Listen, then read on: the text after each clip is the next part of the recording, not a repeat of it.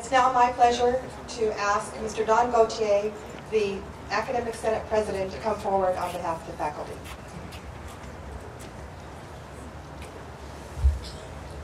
Thank you.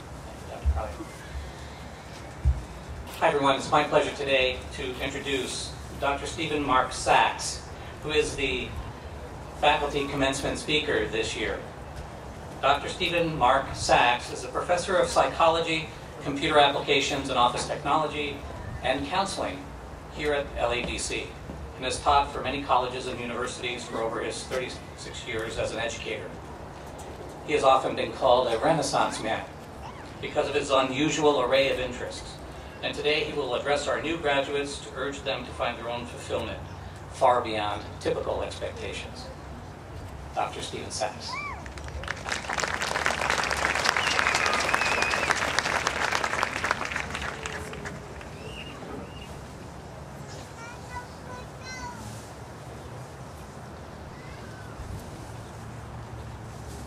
Good afternoon, everyone. Parepses. Buenas tardes, amigos. Ni hao. Здравствуйте. Kamusta. Grüßen Sie alle.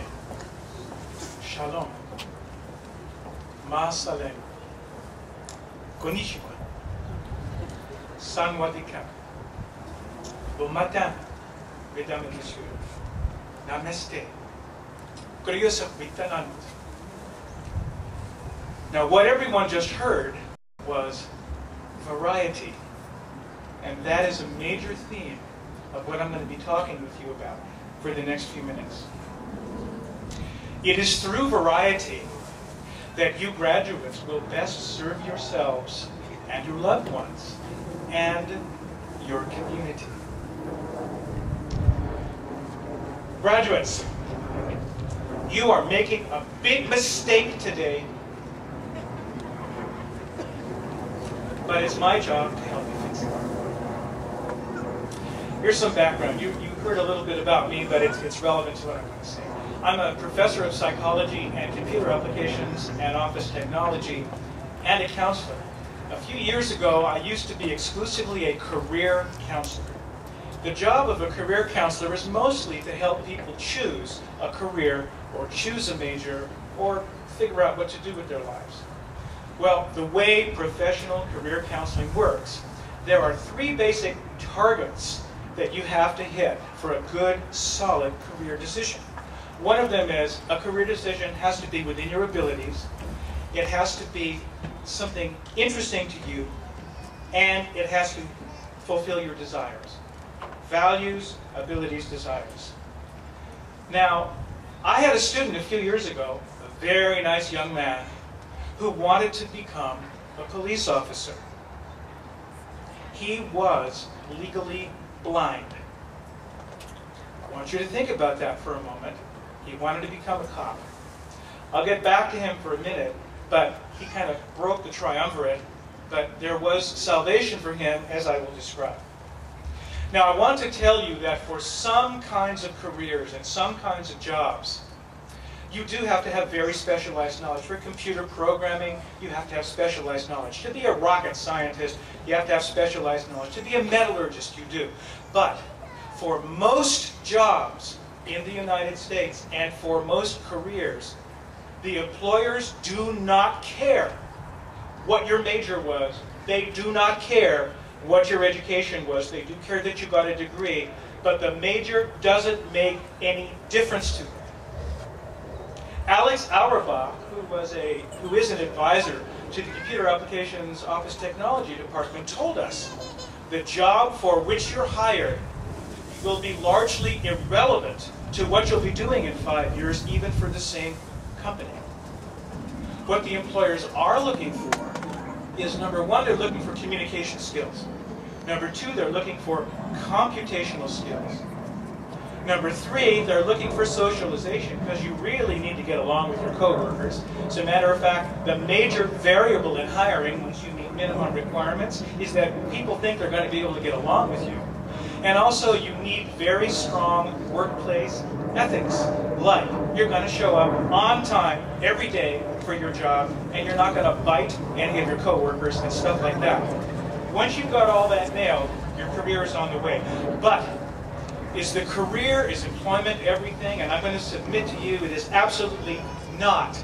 It is a small sliver of what your life ought to be. I want to tell you a little bit about myself because you are very similar to where I was. I started college at a community college in the Los Angeles Community College District.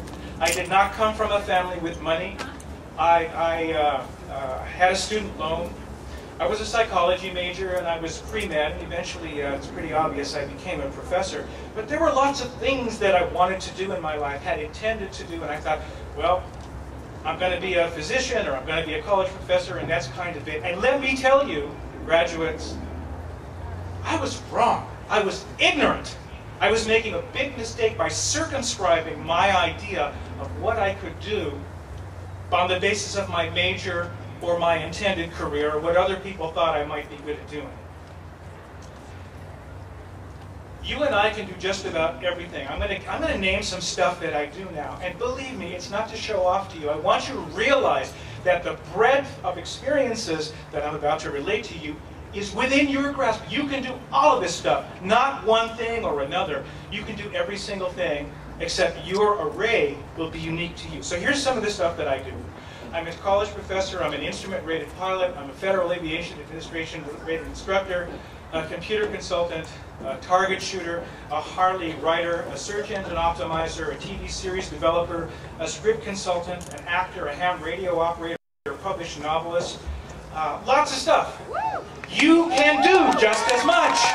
You can do just as much. You'll choose your own stuff, but don't be limited by your major because you think that's what stamps you out. It doesn't happen. That cop wannabe I was talking about, he could get a job within his actual abilities and then volunteer for a police department, or some of the police departments let front office people not be sworn officers with post certificates. So he had lots of options. Your big mistake today, if you're still making it after I've been talking this long, is thinking that you're going to be doing what your major is. That's probably not going to happen. Your new degree will attest to the fact that you have stamina, perseverance, fantastic human capability. But the way you make your living does not have to be limited at all by your major or your current career choice. So you're about to have an associate degree conferred on you today, and it sounds maybe to you like I'm telling you the thing is worthless. Well, the fact is, it's not going to make you a specialist. The fact is, the associate degree doesn't get you ready to transfer. If you actually talk with a counselor, you found out it's classes you took and the way you perform that gets you ready to transfer, not particularly the degree. The degree's job is to show that you are a deeply capable person and that you need not experience any limits ever. It doesn't matter if what you want to do pays money. It makes no difference. It doesn't matter if your formal education is related to the many, many things you might want to do. Don't limit yourself from doing anything. You are capable. That's shown by the fact you're sitting in your seat. You know you're getting an associate degree. The associate degree required, among other things, general education. Maybe you weren't sure why you had to take math and science and humanities and health and physical education and communication skills. It's to make you well-rounded so you can grasp all that there is and not just be limited by your major or your intended career. So, if I had champagne, which I don't, I would toast you, but here's what I'm going to try to do. Everyone in the audience, please raise your cups or your glasses or your hands. Let's toast the 2011 graduates of Los Angeles Valley College. I salute all of you. Congratulations.